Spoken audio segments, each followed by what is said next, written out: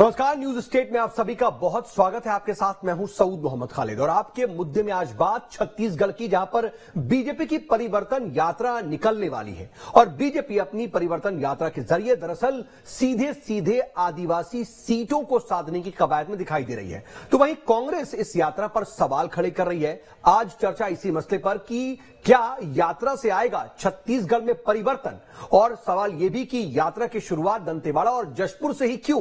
क्या खासतौर पर आदिवासी वोट बैंक को ही साधने की कोशिश? यात्रा के जरिए आदिवासी बेल्ट में क्या पकड़ बनाना चाहती है बीजेपी? यह भी सवाल। और सवाल यह भी कि दंतेवाड़ा से यात्रा के जरिए बस्तर में क्या बीजेपी कमबैक की कोशिश कर रही है और क्या इससे इसका फायदा मिलेगा? बस्तर सरगुजा संभाग की 26 सीटों पर वोटरों को क्या उसका हृदय परिवर्तन होगा? वोटर इस वक्त क्या सोच रहा है? इन्हीं तमाम मुद्दों पर और सवालों के जवाब हम ढूंढेंगे। खास मेहमानों का एक पैनल भी मेरे साथ मौजूद होगा, लेकिन उससे पहले इसी से जुड़ी एक रिपोर्ट आपको दिखाते हैं।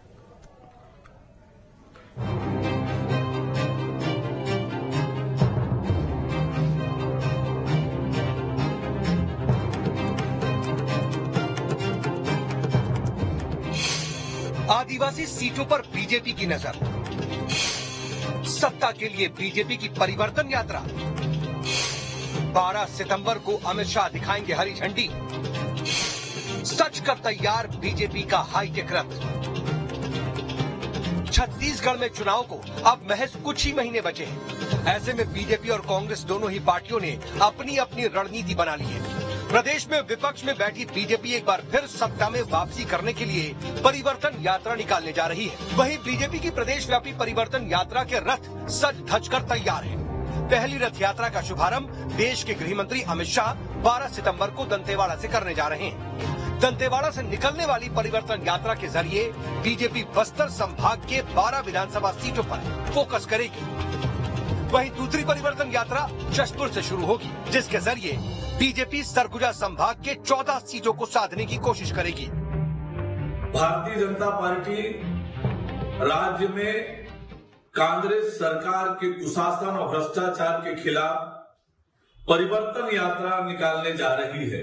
प्रदेश की खुशहाली और तरक्की के लिए आपसे निवेदन और आग्रह करता हूं कि आप इस परिवर्तन यात्रा में सहभागी होकर यात्रा को सफल बनाएं।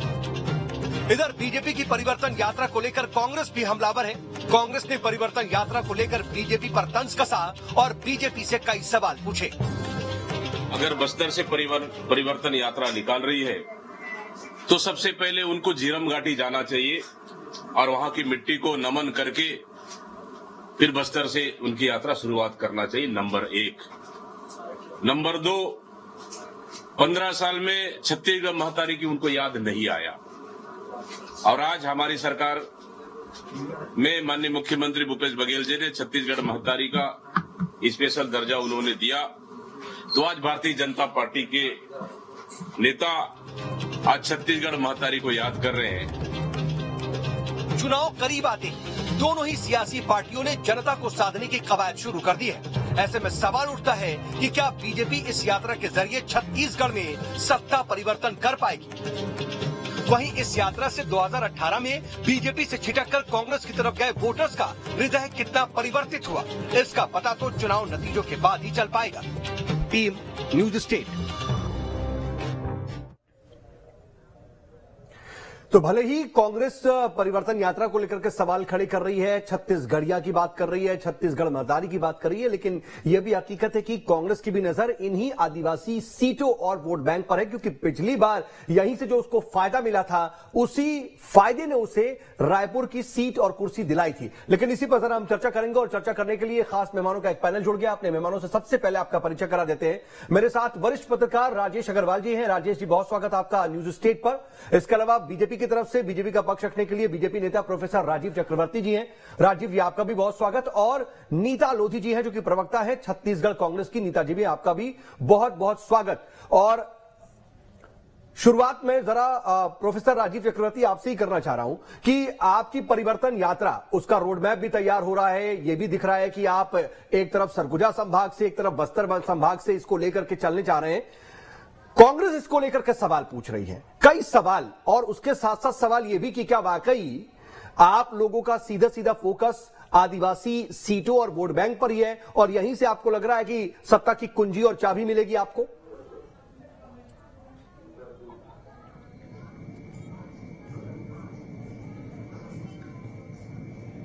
राजीव जी सुन पा रहे हैं क्या?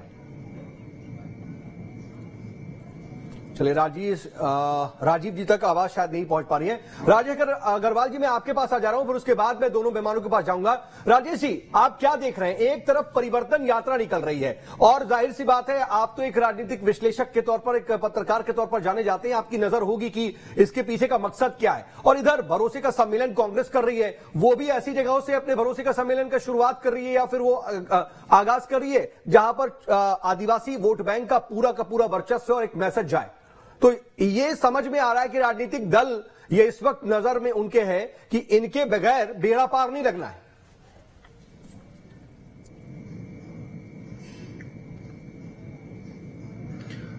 जी, जहां तक बस्तर और सरगुजा, जो दो अलग अलग छोर होते हैं छत्तीसगढ़ के, एक छत्तीसगढ़ का दक्षिणी इलाका है और एक छत्तीसगढ़ का उत्तर इलाका है, और दोनों को मिला करके ये सीट आएगी बिलासपुर में। ये दोनों की यात्राएं आएंगी छत्तीसगढ़ के मध्य में, बिलासपुर में। तो जब ये यात्राएं पहुंचेंगी तब यहाँ पर जो रास्ते में और विधानसभा क्षेत्र आएंगे वो मैदानी इलाके के होंगे। लेकिन सरगुजा और बस्तर, ये जो दो इलाके हैं, ये दोनों के दोनों बीजेपी के लिए इसलिए महत्वपूर्ण है क्योंकि इन दोनों ही सीटों से प्रदेश की सरकार तय होने वाली है।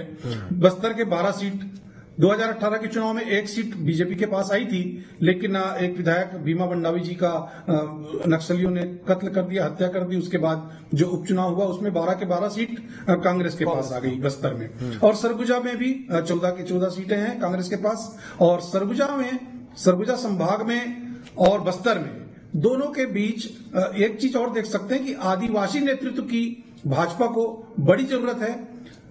जशपुर इलाके में देखें तो नंद कुमार साय जैसे वरिष्ठ नेता उनका साथ छोड़ चुके हैं, और बस्तर में जो केदार कश्यप और दूसरे नेता थे उनको पिछले चुनाव में खारिज कर दिया गया था। तो जो नई टीम है आदिवासी नेताओं की, दोनों इलाकों में इनको खड़ा करने की जरूरत है। मैदानी इलाकों में जो प्रभाव भूपेश बघेल की सरकार ने कर रखा था बीच के, जैसे रायपुर, बिलासपुर, महासमुंद, इन इलाकों में, तो यहां पर उन्होंने सारे जो दो महत्वपूर्ण पद है, नेता प्रतिपक्ष का और प्रदेश भाजपा अध्यक्ष का, ये दोनों महत्वपूर्ण पद उन्होंने बीजेपी ने ओबीसी के से प्रतिनिधित्व करने वाले नेताओं को दे रखा है। तो आदिवासी क्षेत्रों में जो पकड़ अभी तक मजबूत नहीं हो पाई थी, वो इस यात्रा से मजबूत करने की कोशिश बीजेपी कर रही है, और निश्चित रूप से इसका फायदा मिलेगा क्योंकि जो सड़क से निकलने वाली लंबी यात्राएं हैं, काफी लंबी चलेगी। वैसे राजेश जी, अगर ये कहें कि पकड़ जो छूट गई थी, क्योंकि पहले तो 3 बार सत्ता में रहे, पकड़ थी तभी तो सत्ता में थे, लेकिन वो पूरी तरह से छूट गई पिछली बार, इस वजह से उसको वापस शायद पकड़ना ये चाह रही है बीजेपी।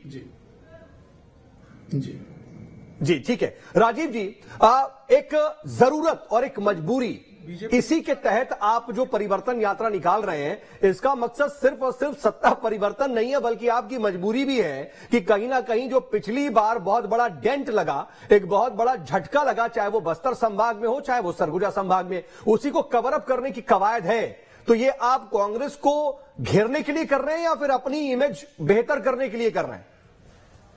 देखिए, यात्रा हर राजनीतिक दल का एक अपना नवाचार होता है, अपना उसके कार्यक्रम रहते हैं। आप अगर भारतीय जनता पार्टी को देखेंगे, जनसंघ के समय से फिर भाजपा की यात्रा, तो लालकृष्ण आडवाणी जी के नेतृत्व में सोमनाथ की यात्रा आई, फिर राष्ट्रीय एकता यात्रा के मुरली मनोहर जी के नेतृत्व में, उसके बाद लगातार यात्रा तो हम कर रहे हैं। और 2003 में भी जब नया छत्तीसगढ़ था तो योगी जी कहते थे कि दहाई की सैकड़ा पार नहीं कर पाएगी भाजपा, तो यही परिवर्तन यात्रा हमने किया था और उसमें हमको सत्ता मिली। फिर 2008 में हमने विकास यात्रा की, 2013 में भी यात्रा की विकास यात्रा। तो यात्रा हर राजनीतिक पार्टी का, इसके पहले भी हम लगातार गांव-गांव, गली-गली, शहर-शहर, खेत-खेत, मेड़-मेड़ में छोटी जनसभाएं कर रहे हैं अपनी कार्यक्रम को, जो भारतीय जनता पार्टी के कार्यक्रम नहीं, इससे कौन इनकार कर रहा है राजीव जी? इससे कौन इनकार कर रहा है? और कोई मना, और ये आपका एक अधिकार है हर पार्टी का। मैं तो दूसरी बात, उसकी थिन लाइन समझने की कोशिश कर रहा हूं, उसके पीछे का मकसद, उसकी वजह, और मैंने उसी लिए आपके सामने वो क्लियर सवाल रख दिया कि आपकी जरूरत और मजबूरी है। नहीं, मजबूरी और जरूरत नहीं है, ये हमारा कार्यक्रम है। हर जिस प्रकार से रेगुलर प्रोग्राम चलते हैं, हम 6 कार्यक्रम लेके चलते हैं। दीनदयाल उपाध्याय जी की जन्म निर्वाण, श्यामा प्रसाद मुखर्जी का निर्वाण, अम्बेडकर जी का जन्मतिथि का निर्वाण, जो हमारे सतत कार्यक्रम चलते हैं। तो ऐसी यात्रा हमारा एक हमेशा से एक हमारा एजेंडे में रहा है कि हम जनता नहीं, ये इत्तेफाक तो नहीं होगा ना कि उत्तर और दक्षिण से आपने शुरू किया, एक तरफ सरगुजा एक तरफ बस्तर, तो आप ये बोलने में क्या दिक्कत है कि हाँ आदिवासी वोट बैंक पर आपकी नजर है, इन सीटों पर नजर है, 14 और 12 26 सीटों को कवर करना चाहते हैं आप, ये इसमें कोई खराबी भी नहीं है? नहीं, बिल्कुल भाई, हम जनता से संवाद चाहते हैं, समन्वय संवाद बिल्कुल हमारा हमेशा। ठीक है। ठीक है। नीता जी, पीसीसी चीफ सवाल पूछ रहे हैं या फिर कैबिनेट मंत्री सवाल पूछ रहे हैं बीजेपी की परिवर्तन यात्रा पर, तो आखिर इस तरह के सवाल की जरूरत क्या आपको आप इन सीटों पर नजर नहीं रखते हैं? आप भी तो जब विश्व आदिवासी सम्मेलन होता है तो मुख्यमंत्री एक ही दिन में बस्तर भी जाते हैं और सरगुजा भी जाते हैं, उसके अलावा आप भरोसे का सम्मेलन भी इन्हीं संभागों में कर रहे हैं, तो सब कोई अपनी अपनी तरफ से कोशिश कर रहा है, बीजेपी भी कर रही है। कांग्रेस पार्टी हर संभाग में, हर जिले और हर विधानसभा में ध्यान दे रही है, प्रत्येक छत्तीसगढ़ वासियों का ध्यान रख रही है। मुझे तो भारतीय जनता पार्टी किस चीज में परिवर्तन के उद्देश्य से परिवर्तन यात्रा निकालना चाहती है? क्या भारतीय जनता पार्टी किसानों को मिल रहे समर्थन मूल्य 2640 रुपए कीमत पे परिवर्तन करवाना चाहती है? कि छत्तीसगढ़ का किसान कर्ज मुक्त हो गया है, इस पे परिवर्तन चाहती है? कि तेंदुपत्ता किसान भाइयों को 2500 के स्थान पर 4000 रुपए उनका मूल्य मिल रहा है, इसमें परिवर्तन चाहती है? या फिर छत्तीसगढ़ के बच्चे अंग्रेजी माध्यम के स्कूल में निःशुल्क शिक्षा ग्रहण कर रहे हैं, इस पर परिवर्तन चाहती है? कि छत्तीसगढ़ के हमारे बेरोजगार युवाओं का जो प्रतिशत रह गया वो आधा प्रतिशत से भी कम रह गया है, इसमें परिवर्तन चाहती है? कि रमन सिंह के शासनकाल में से अधिक सुरक्षित महिलाएं अभी सुरक्षित है, इस पे परिवर्तन चाहती है? नीता जी, वो लोग ये चाहते हैं कि ये सब कुछ वो खुद कर पाए, वो आप ना करें, वो करें, वो ये चाहते हैं। वो मैं आपके लिए आसान कर दे रहा हूँ।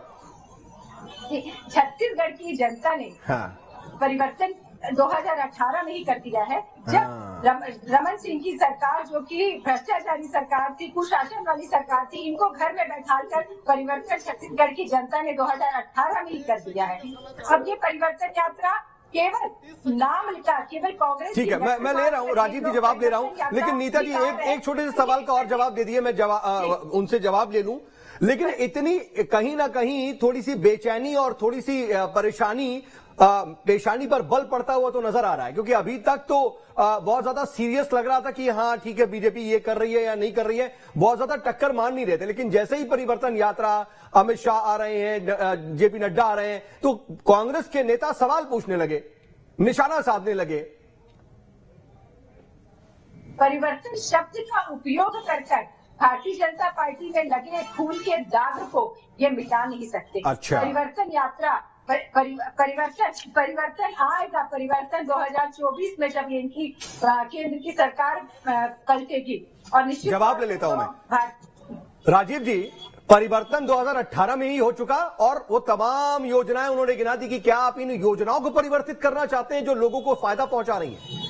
जवाब दीजिए। परिवर्तन की आवश्यकता जनता की तरफ से आया। तो मैंने कहा समन्वय संपर्क करने के बाद जो फीडबैक है, वो फीडबैक है कि पिछले 5 साल में भूपेश बघेल जी ने भय, भूख, भ्रष्टाचार, युवक चाकू लेकर घूमते हैं, सरे रहा यहाँ पर चाकूबाजी होती है। छत्तीसगढ़ का रायपुर राजधानी चाकूपुर में तब्दील हो गया है।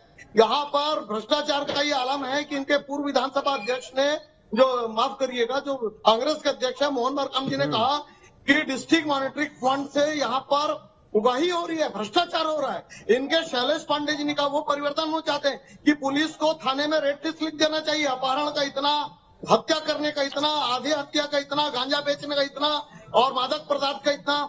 ये परिवर्तन हम चाहते हैं। जनता चाहती है कि अपराध गढ़ से मुक्ति हो, जनता चाहती है कि यहाँ की जनता जो माँ बहनों का रेप। नहीं, लेकिन राजीव जी, आप अगर ये आंकड़े गिना रहे हैं तो मैं इसका जवाब आपसे ये चाहूंगा। कोयले का भ्रष्टाचार, रेत का ठीक है, भ्रष्टाचार, अच्छी बात। भ्रष्टाचार की श्रृंखला चल पड़ी है। आप विपक्ष में हैं, मैं नीता जी से जवाब लूं उससे पहले मेरा एक छोटा सा सवाल ये है कि क्या आप ईमानदारी से बता सकते हैं कि 2018 से पहले क्या प्रदेश में कानून व्यवस्था को लेकर के कोई स्थितियां खराब नहीं थी? क्या उस वक्त के एनसीआरबी की रिपोर्ट्स आपके सामने रखनी जरूरी है क्या? मैं बताऊं उस वक्त क्या क्या हुआ था और किस तरीके के मामलात उस वक्त होते थे? बिल्कुल, बहुत अच्छा प्रश्न किया। मैं हाँ। आज की तरह नहीं कि सत्ता पक्ष का विधायक कहे कि पुलिस को रेड लिस्ट लिख देना चाहिए अपराधियों के लिए, क्योंकि यहाँ पे पुलिस और अपराधी मिलकर एक अपराध का गढ़ बना रहे हैं छत्तीसगढ़ को। ये कांग्रेस के विधायक शैलेश पांडे जी ने कहा थाने भवन के उद्घाटन के अवसर पर। राजस्व मंत्री जी ने अपने मंत्रिमंडल के ऊपर कहा कि सबसे भ्रष्ट अगर कोई अधिकारी है तो राजन साहू है। तो भूतो न भविष्यति, जिस सरकार के मंत्री, जिस सरकार के अपने अध्यक्ष, वो अपने शासन पर, अपने शासन के कर्मचारियों पर दाग उठा रहे हैं, उंगली उठा रहे हैं, ऐसा कभी नहीं हुआ। और जो अपराधगढ़ की बात कर रहे हैं, नीता जी जवाब दीजिए। विश्व की चिंता की बात। जब ऐसी स्थिति हो तो फिर बीजेपी परिवर्तन की बात क्यों ना करे? अपराधी और पुलिस के संरक्षण में एक साथ, जैसे लालू यादव का था जंगल राज, वो जंगल राज आज छत्तीसगढ़ में आ चुका है। जवाब ले लेता हूं। उस जंगल राज से परिवर्तन चाहिए, राजीव जी जवाब ले लेता हूं। परिवर्तन चाहिए। ठीक है, बात आपकी रिपीटेटेड हो रही है। ठीक है, जवाब दीजिए नीता जी, जब ऐसी स्थिति हो तो फिर परिवर्तन की बात क्यों ना करें? जब आप नेताओं की बात कहते हैं, आपके विधायक को बोल दीजिए नीता जी, है ना, बृहस्पति सिंह जी को बड़ी चिंता है अपने जान की, उनकी जान बचा लीजिए। राजीव जी एक एक करके जवाब ले लेते हैं ना। जवाब आपने बहुत बोला, आपने अपनी बात रखी, अब जवाब ले लेता हूँ। आप ये नेताओं की बात करते हैं, इन्हीं के नेता प्रतिपक्ष नारायण चंदेल के बेटे ने अनाचार में जो, ठीक है ना, पुलिस कार्रवाई करे, दूध का दूध पानी का पानी हो जाएगा। लेकिन आपके समय आदिवासी बाला जो संरक्षण गृह में रहती है, 9 साल की बालिका से बलात्कार होता है, पुलिस को पता नहीं रहता। पुलिस कहते हैं वीआईपी मूवमेंट में थे, 1 नहीं 2 नहीं 7 बच्चों के साथ बलात्कार हुआ है। और नीता जी, आप एक महिला, आपको संवेदनशील होना चाहिए, इस सरकार से पूछना चाहिए ऐसा क्या कारण हो गया कि लगातार बलात्कार हो रहे हैं। ठीक है, मैं आ रहा हूँ राजीव जी और नीता जी। देखिए, आप एक दूसरे पर सिर्फ आरोप प्रत्यारोप कर रहे हैं, लेकिन हम यहाँ पर आदिवासियों की बात कर रहे हैं, जनजातियों की बात कर रहे हैं। लेकिन नीता जी, आप ये समझ रही है ना, आप भले इसको लेकर के सवाल पूछे बीजेपी से, लेकिन आप उनकी रणनीति को नहीं समझ पा रही है क्या?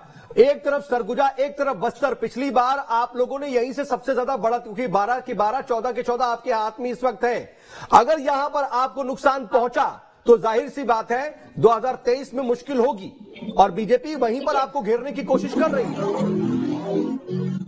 भारतीय जनता पार्टी परिवर्तन यात्रा चाहे हमारे छत्तीसगढ़ के प्रदेश के किसी भी कोने, किसी भी जिले और किसी भी विधानसभा से निकाल दे, प्रत्येक छत्तीसगढ़ वासी उन्हें खुशहाल नजर आएगा, खुश नजर आएगा, समृद्ध नजर आएगा। आज अगर आप राजीव जी को तो नजर नहीं आ रहा है, वो तो यहाँ आपके सामने बैठ करके तमाम बातें कह रहे हैं। वो आपके कांग्रेस के ही कुछ नेताओं और विधायकों की खुश ना होने की बात कर रहे हैं।